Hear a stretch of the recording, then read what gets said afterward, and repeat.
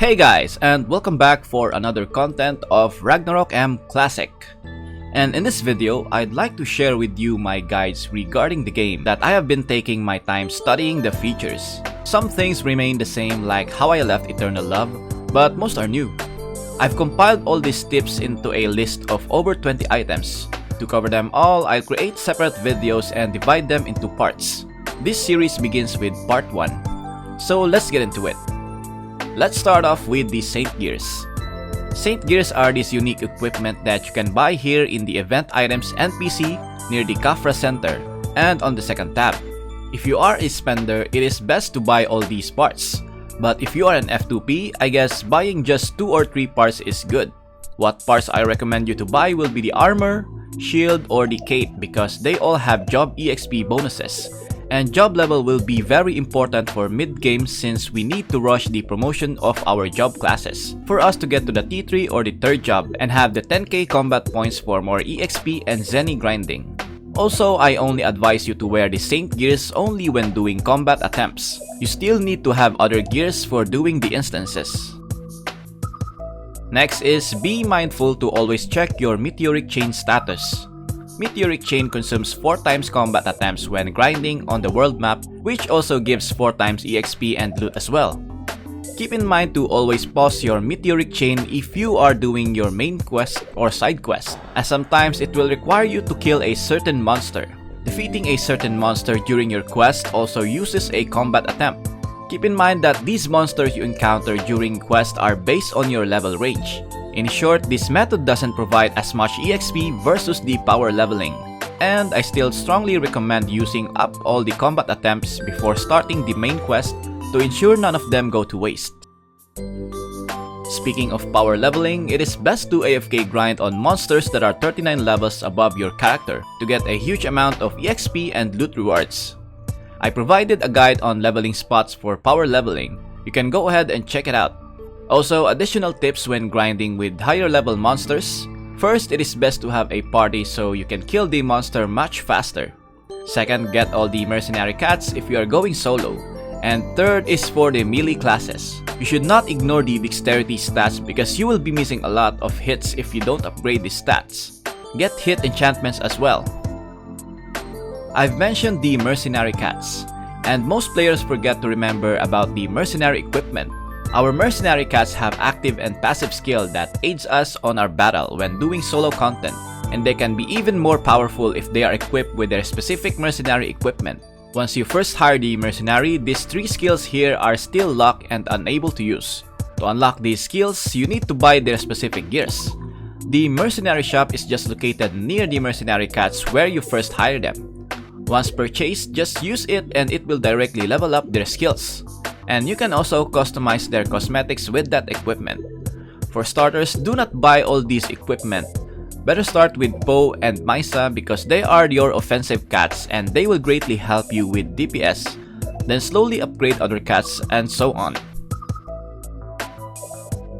Food meals can be a big help in clearing instances or leveling your character in AFK grind. It can greatly boost your stats. So before you start, go to the food shop near where you get spawned in Frontera. Get the warm meal first.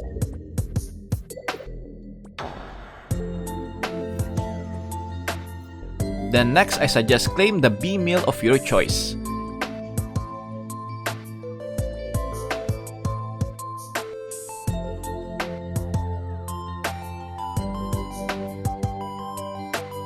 And then purchase another same food for half of the price. It's a great deal for a huge boost of your stats.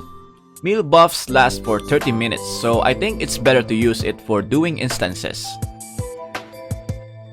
Another food buff is the dishes. Dishes are the ones you cook to serve for your party, pets, or just for yourself. It also gives great stats for a longer duration and they can stack together with meals. First, you need to get your cookbook here at 12 o'clock in Frontera. Look for Medena and then start your quest. Once you get your cookbook, you can start cooking. The easiest way to cook is just to go to your adventurer handbook and then click the chef hat icon. You can easily check the dishes available and the stat it gives. So select a dish that will benefit your class. The higher the level of dish, the lower the success chance. So you better upgrade your cook level first by cooking a dish.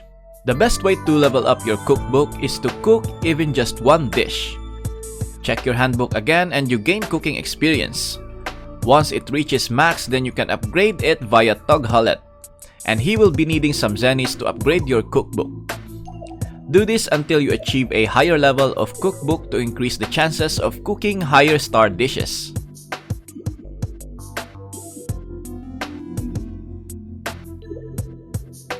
Along with the cooking certificate is the taste certificate. Every time you eat or taste a dish, your taste level increases. And with a certain amount of levels, your food buff stacking limit also increases. From level 1 and 2, you can stack up 3 dishes at the same time, and with level 3, I can now stack up to 4, which is really great. I'm not sure how many stacks you can have for level 10. It can be 6 or who knows. Now after you take the meal and dishes, it's time for you to do some instances. But make sure you do the combat attempt grind and quest first to maximize your level, because your instance EXP and job rewards will be based on your level. What I mean is the reward increases with each 10 levels. So for example, you are level 48. Your goal is to reach the level 50 first by doing combat attempts or quests before doing instances, so the base and job EXP and also the Zenny reward will increase significantly. And here in the instance, we have the Rift. Here in the Rift, you can loot adventure sets, which is very good starter equipment. Do keep in mind that they have different stats, so equip the parts that suits your job class. You can easily safe refine these adventure sets because they are in the same category for safe refinement. So whether you put the armor or boots as a refinement material, it can still be usable. That is why it is a really good early equipment. So you can solo finish some instance and perform a raid after to easily skip the process. Speaking of raid is like a skip button where you can bypass all the process of what you did inside the specific instance. To perform a raid, you need to finish the dungeon first in solo with the adventurer team. Adventurer team are these bots that can help you with every dungeon. They can only be available if you tried matchmaking, and there are no players who also queue with you. Once the countdown is finished, the adventurer team will be available and you can start the dungeon. I already tried soloing the dungeon with only mercenary cats, but it didn't count as solo to use the raid. So that means it will only be available after finishing the dungeon with the adventurer team. Next is get pet as soon as possible. To unlock pets, go to Frontera South Gate and head to the center. Speak to Magnus to start the quest. He will teach you on how to capture a monster to become your pet. Once you unlock the pet system, get as many pets as you can. First, choose a main pet for combat. You can check the pet handbook and search for the pet that fits your class's playstyle. Let's say ADL Sniper or Auto Attack Qatar Assassin class. The best pet they can have is the Baphomet Jr. for crit damage up and move speed for the pet and its master.